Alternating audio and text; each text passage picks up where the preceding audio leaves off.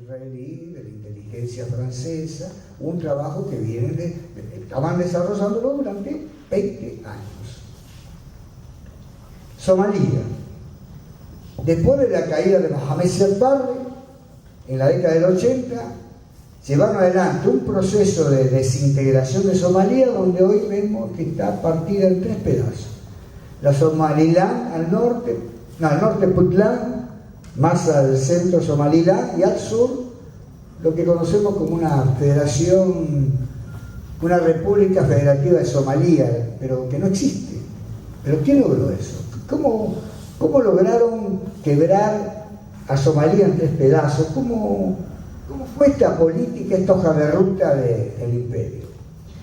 Bueno, en este proyecto participaron propios y extraños.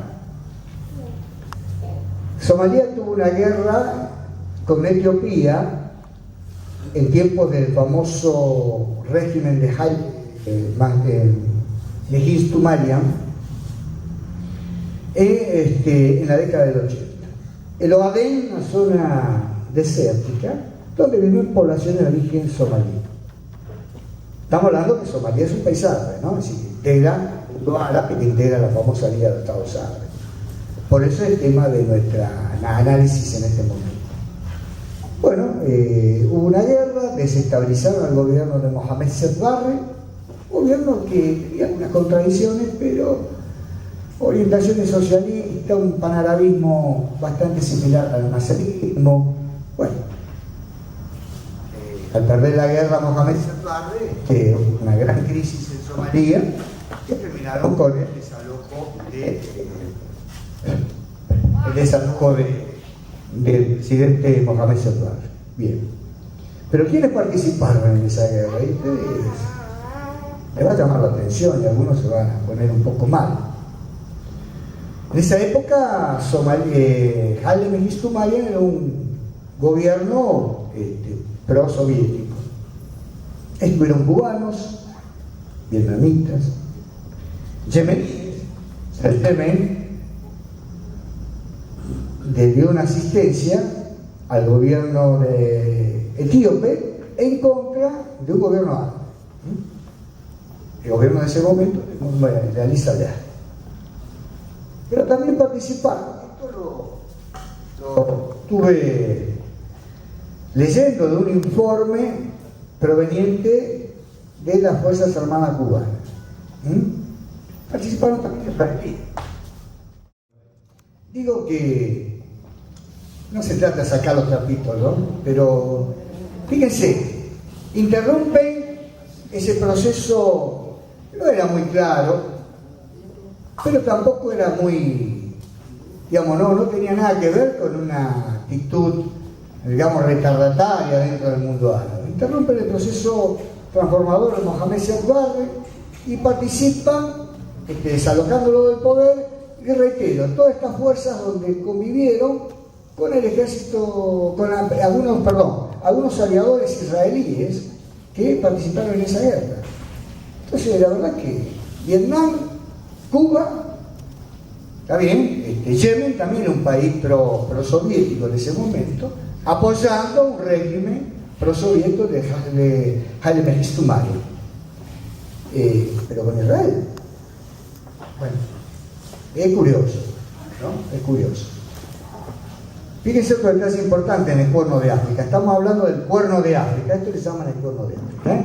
Está compuesto por Somalia, o dividida en 3 pedazos, y Djibouti. Djibouti, que es otro país que ingresó a la Liga de los Estados Árabes en la década del 70, mediados de la década del 70.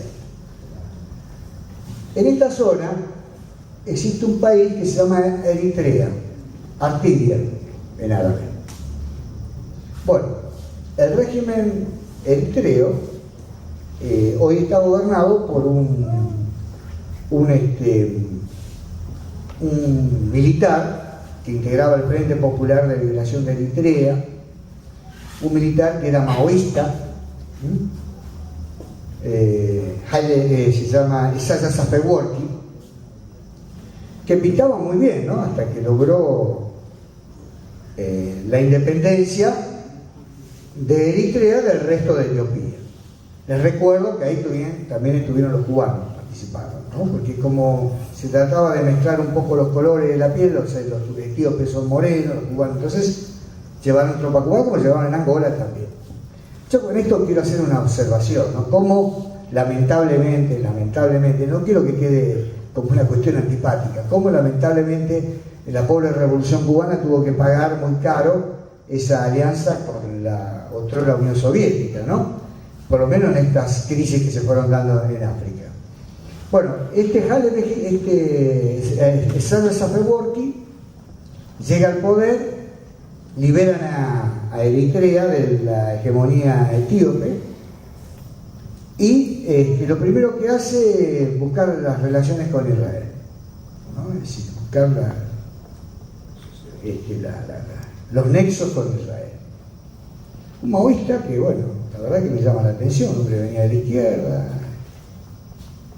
copto, o sea, de origen, porque la población eritrea está compuesta desde el punto de vista nacional por los Tigri, Tigrinya, Bilé, Rashaira, son distintas tribus. La mayoría,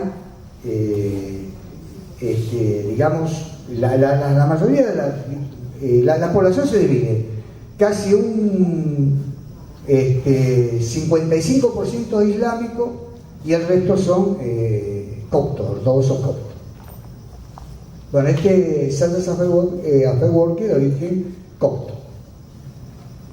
Le alquila en estos momentos una isla, hay un archipiélago de isla acá a la entrada del Golfo de Adén, le alquila una isla a Israel, 2 islas le alquila a Israel para que vayan a pastorear ganado. Israel desplaza de Palestina ocupada hasta la zona, es decir, pastorean porque no tiene buenos pastos, parece, la Palestina, entonces llevan a las ovejas a pastorear ahí, luego creo que tienen la faena y la llevan ya directamente a Tel Aviv faenada, ¿no?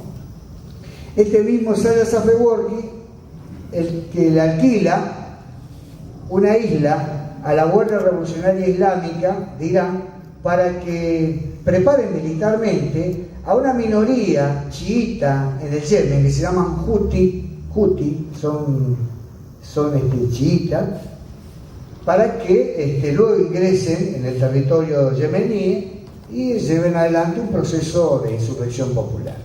Entonces, como ven, Israel con buenos nexos aquí en esta zona, Israel que participó en el fraccionamiento de Sudán,